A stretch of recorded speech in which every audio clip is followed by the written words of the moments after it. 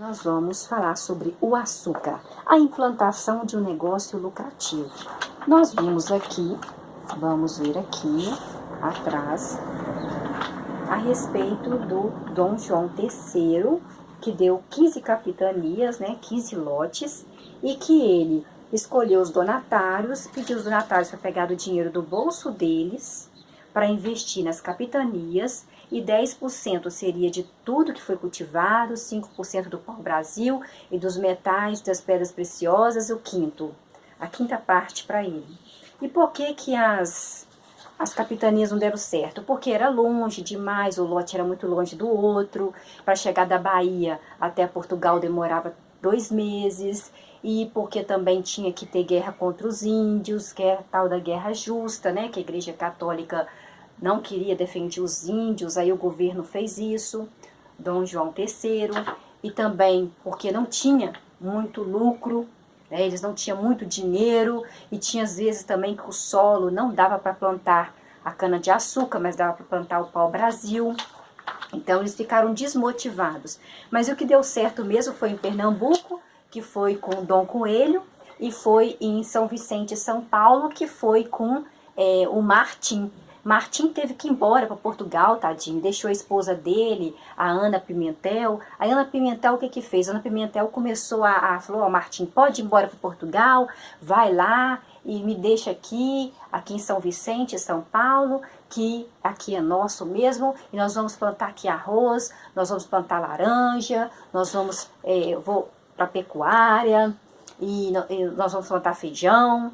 E aí Ana Pimentel cresceu. E em Pernambuco, Brites, a esposa de Dom Coelho, que faleceu, ficou herdeira lá de Pernambuco. Ela enriqueceu tanto que ela teve mais de 1.000 escravos, ela tinha 66 engenhos e ainda ela conseguia mais de 200.000 arrobas por ano de açúcar, Pensa bem.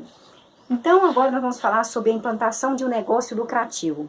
Então, conforme vimos, os colonos que vieram com Martim, que é o lá de São Vicente, Martim, o esposo da Ana Pimentel, plantaram as primeiras mudas de cana-de-açúcar, instalaram o primeiro engenho da colônia de São Vicente. Lá em São Vicente, gente, em São Paulo.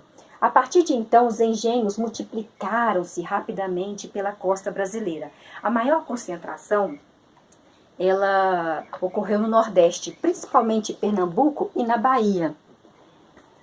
E em pouco tempo a produção açucareira acabou superando em importância a atividade extrativa do pau-brasil.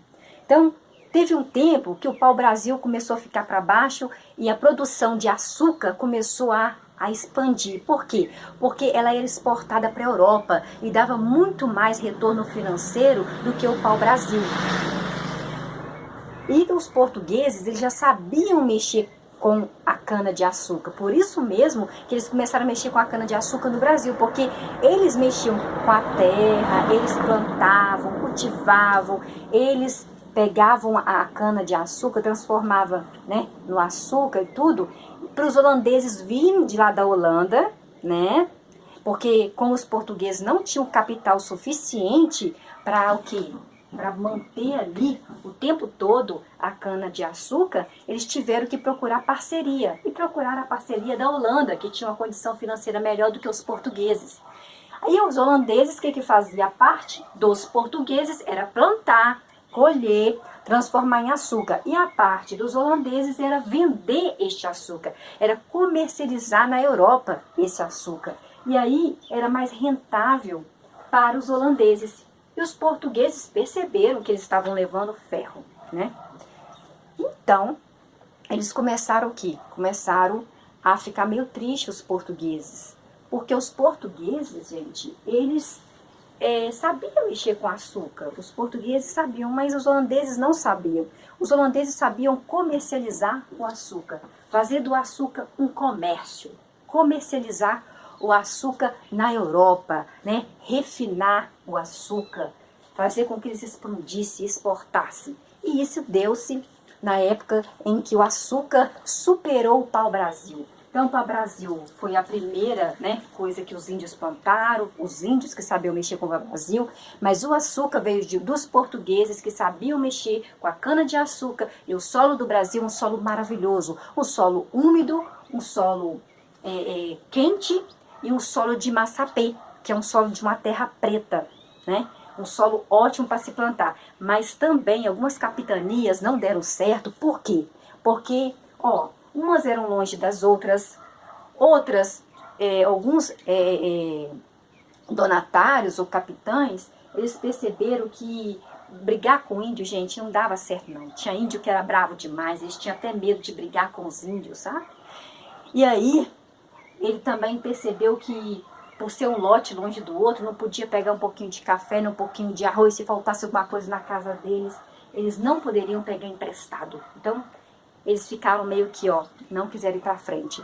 Alguns nem chegaram a pegar os lotes que o Dom João III deu para eles, não. Alguns até falaram, quer saber? Eu vou ter que pegar dinheiro do meu bolso, eu vou ter que ralar, enquanto o rei vai estar sentado lá no trono dele, lá só mandando e recebendo a porcentagem dele. E metade dessas terras é do rei. Então, eu vou deixar essa terra para lá. Então, a gente tem que ver que o açúcar ele foi implantado como negócio lucrativo no Brasil, porque os portugueses vieram para cá e os portugueses sabiam mexer com cana-de-açúcar, tinham experiência em mexer com cana-de-açúcar. E o solo do Brasil era um solo ótimo. E daqui a pouco a gente volta com mais.